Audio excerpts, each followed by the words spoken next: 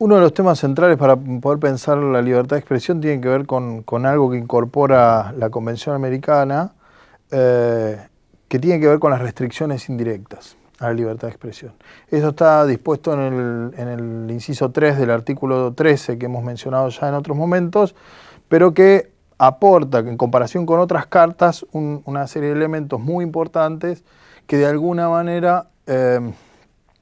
van de lleno a la universalización de los sujetos por encima de la formalidad jurídica. Es decir, está pensando en las condiciones reales de poder acceder a los medios o a los soportes para el ejercicio mediático de la libertad de expresión. ¿Cómo podemos desagregar esto un poco mejor? A ver, la progresión histórica del debate alrededor del acceso a los medios o a los soportes, vamos a llamarlo técnicamente facilidades esenciales o recursos, pero técnicamente hay que llamarlo facilidades esenciales. Ya aparece en el año 85 cuando la Corte Interamericana hace su opinión consultiva 5. Ahí, más allá de meterse con el tema de colegiatura periodística, a propósito de una consulta de Costa Rica,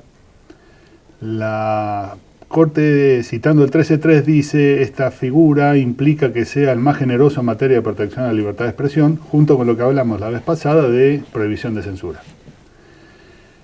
Y a partir de los considerandos 30 al 34 dice: esto es un derecho universal, es a la vez individual que social, implica el derecho a contar con las herramientas técnicas necesarias para su ejercicio, no es un derecho declamativo y no puede haber ningún tipo de discriminación por ninguna razón para el ejercicio del derecho. Porque el 13.3 dice: no debe haber restricciones indirectas. O sea, no es lo mismo la censura que las restricciones indirectas. Y cuando hace el listado, que la propia convención dice que no los agota, porque dice cualquier otro obstáculo que impida la libre circulación de informaciones y opiniones, cita particularmente 4 casos, que son 2 pares que se combinan: los monopolios u oligopolios, públicos o privados, sobre papel para periódicos o frecuencias radioeléctricas. A lo largo y ancho de América Latina, esta conjunción de pares se ha venido dando en muchos casos. El acceso a las radiofrecuencias por parte de emisoras sin fines de lucro o ha estado prohibida, como fue en Argentina, o ha estado completamente restringida en términos de potencia, cantidad, capacidad para obtener recursos genuinos para su ejercicio, o la penalización en caso de ejercicio no autorizado, como el caso de Brasil, como el caso de Guatemala, como el caso de México, que tiene un par de expedientes con esto en la Comisión Interamericana,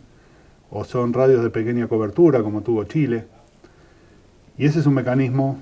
no directo de censura, es un mecanismo de restricción indirecta a que ciertos grupos de la sociedad puedan contar con un medio de comunicación. Lo propio ocurre cuando la distribución del papel o la fabricación del papel o eventualmente la importación está montada en un mecanismo restrictivo, en tanto es la facilidad esencial con la cual se puede o se debe contar para tener un medio gráfico. Contenidos premium o contenidos de interés relevante tienen mecanismos de venta para que no se generen monopolios que excluyan a las sociedades de acceder a ciertas cosas que los estados, por el mecanismo que fuera, determinan que son de acceso relevante para la sociedad, sean noticias o sean contenidos deportivos. Depende del interés que cada cual quiera plantear según la circunstancia. En un caso porque genera una distorsión de mercado fenomenal, que es el caso de los contenidos deportivos, o en la posibilidad de aislar servicios de noticias que no les caen gracia a los que tienen que transportarlo. Y ahí nos ponemos a discutir sobre si la fibra óptica es o no una facilidad esencial, y hay varios casos de jurisprudencia que indican que están encuadrados o que son susceptibles de ser encuadrados en la misma situación del soporte, como es el papel o como son las frecuencias, porque la fibra óptica no existía como tal en el año 69 cuando se hizo la convención. Pero entraría por esta línea de cualquier otra forma de obstaculización a informaciones o opiniones. A mí me gusta mucho el 13.3 y el tema de las restricciones indirectas porque de alguna manera conecta dos líneas de pensamiento sobre el derecho a la libertad de expresión y lo que comúnmente mencionamos como el derecho a la comunicación, que durante muchos años se mantuvieron como a cierta distancia una de otras. Es decir, esto que vos planteabas sobre la limitación a los monopolios públicos o privados aparece ya en el informe McBride del 80, ¿no? De alguna manera, a partir de la opinión 5 del 85 y de allí en adelante, también en el trabajo del sistema, empieza a haber cruces entre la preocupación ya no solo por la libertad, sino también por las condiciones materiales y simbólicas para el ejercicio en igualdad de condiciones de los distintos sujetos. En ese sentido, digo, creo que la preocupación por limitar los monopolios públicos o privados sobre el papel o sobre las frecuencias y la regulación de parte del Estado para el acceso formal, legal, a todos los tipos de prestadores, tiene una contrapartida en lo que la UNESCO, de alguna manera, a partir de su declaración sobre la diversidad cultural y luego su convención, empieza a enfatizar con un poco más de vehemencia alrededor de las políticas de fomento, es decir, la preocupación del Estado porque la diversidad no se limite o de alguna manera